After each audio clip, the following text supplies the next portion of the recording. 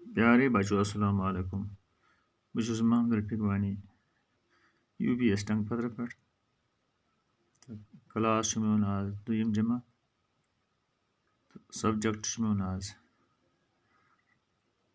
Kosher तो मौजू कत बात।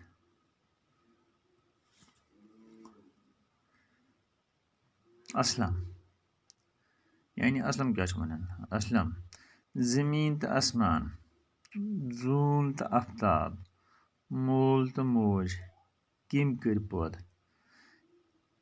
पन्ने कथ बात मज असलम सवाल करान दपान ज़मीन तो आसमान बे जून तो आफ्ताब बे मोल तो मोज किम कर पौध यह पृछान तो अति अकरम दिवान जवाब।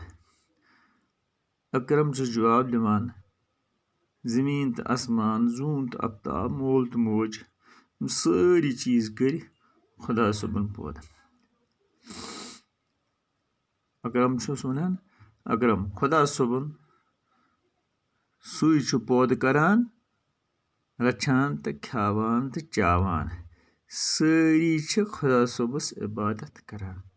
यानी यीचन कथन तुत अकरम अकसे कथ मज जवाब कि यूस कायनात ज़मीन आसमान आफ्ताब मोल मोज कायनात यह हसा कर सारी मीन खुदा सबन पौध तो सू पौध कर वोल सू अस खावान तो चावान सू सारे जिंदा थावान।